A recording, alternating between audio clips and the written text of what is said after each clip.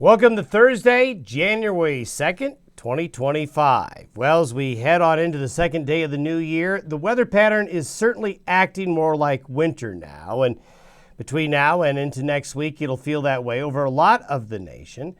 And shots like you're seeing here of some fresh snow on the mountains, lenticular clouds, and maybe a little bit of snow on the ground will be happening a little bit more frequently now. We have another Pacific wave that'll bring mountain snow and snow showers to the plains, especially the central and northern Rockies today. It's not a terribly strong system, but it has already dumped a lot of snow in the mountains and will bring another wave of snow showers to the high country today, a few bleeding out on into the plains.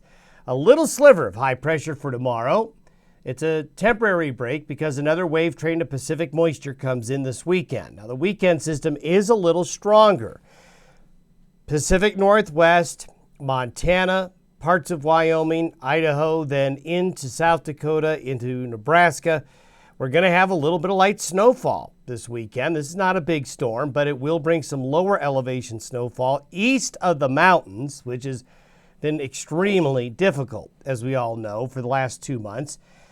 And that is something we'll see this weekend. So anybody who has some travel plans this weekend will need to kind of keep an eye on that. Again, not a major system, but a nuisance one if traveling.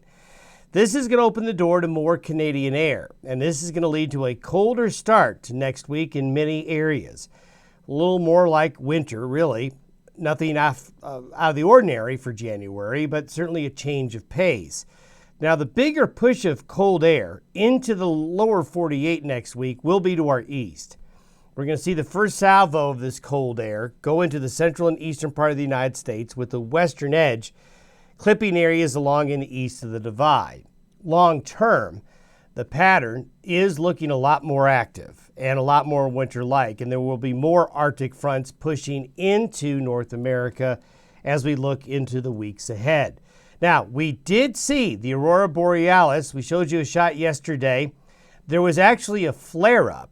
The Aurora kind of came and went New Year's Eve night into New Year's Day. And here's a time lapse from Jan Curtis and Cheyenne. You can kind of see how they kind of came and went during the first late evening hours of New Year's Eve, then on New Year's Day overnight and into the morning hours. And you can see C.J. Carter at Lake McConaughey caught one on New Year's Eve before midnight, then New Year's Day as it flared up again later on. So some great shots of the Aurora, and I know a lot of very brave photographers went outside and had to deal with some very cold temperatures. A great shot there from Ed up there in Grable. It was a lot harder when it's a lot colder to stand outside and wait for these. But folks did it, and more beautiful shots of clouds and sundogs.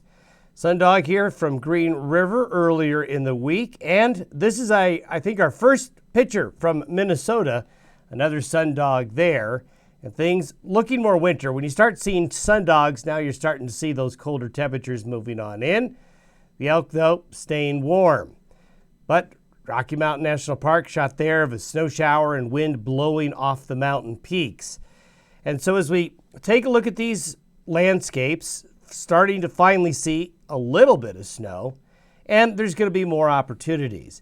Here's today's little wave coming on through, and you can see them all lined up again. These Pacific waves have just been very persistent, and there's more lined up coming our way between now and early next week.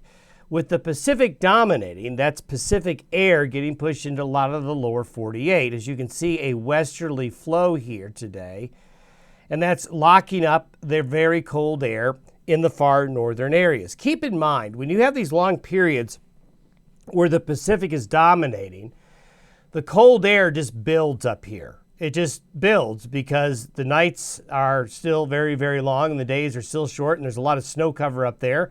So you create very large pools of Arctic air. While the Arctic air is locked up, it doesn't have an opportunity to really move out. But once it does, and it begins to spill out of the higher latitudes to the lower latitudes, that's when you get the Arctic outbreaks in the winter season. And that's what's going to be transpiring as this westerly flow with the jet stream becomes more amplified later on. But this parade of Pacific energy and moisture will continue to drop more snow in the mountains. This is just for the 24-hour period of today into early tomorrow. So you can see more mountain snow, more moisture in the Pacific Northwest and the northern Rockies.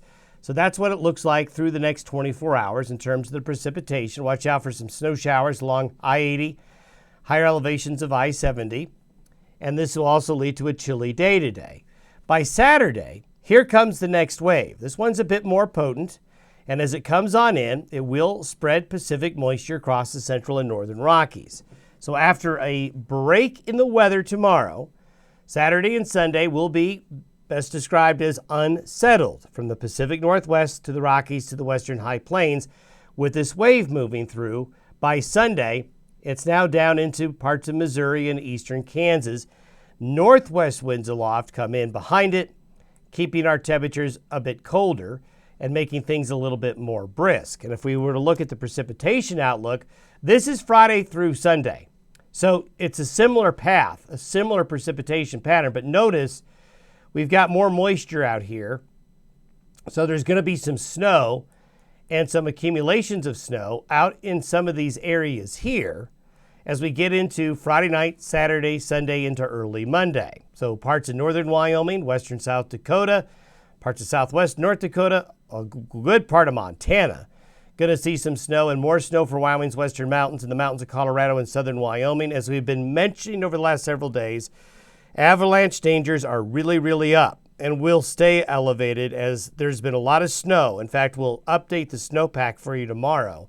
Snowpacks have shown major changes on the positive side over the last 7 days, and we'll continue to add to that. So the weekend will be a bit wintry across the plains and parts of the central and northern Rockies, and that's what the snowfall looks like. Again, nothing to write home about, but certainly enough if you're going to be traveling. Watch out for that. Temperatures by noon Sunday, the cold air, you can see the cold air is backed up against the Canadian Rockies and the Continental Divide here. So really cold out here in the plains as the cold air spills in out of Canada, but west of the Divide, the cold air is held back a bit. By Tuesday of next week, this is the cold you've been hearing on the news spreading across the nation. Now, it doesn't look like this cold wave, at least the first one, is going to be nearly as intense as a lot of news reporting, weather reporting had been suggesting just a few days ago. Nonetheless, though, it's going to be very impactful with a lot of cold spilling out of Canada all the way to Florida here, all the way to Big Bend country. It's going to be cold, going to be January out there. And that cold sticks around into Wednesday and Thursday. And you can see the Ohio Valley here, a lot of the U.S. going to be very, very cold.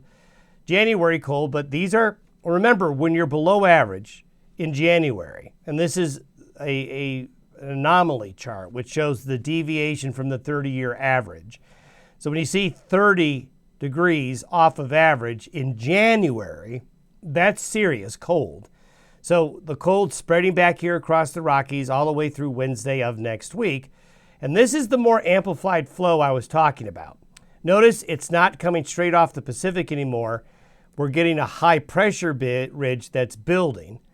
And that high pressure ridge opens the door to the Canadian air. So the northerly flow comes in like this, then curves around.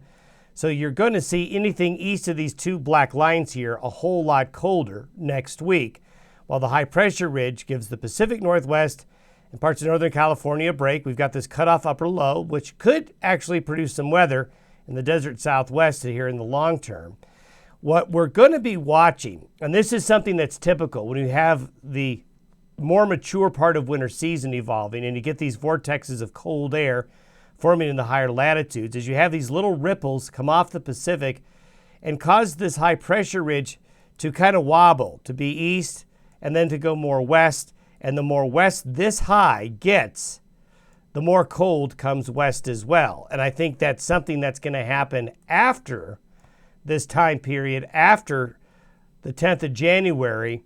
These little waves right here will help pull the jet stream back more westward.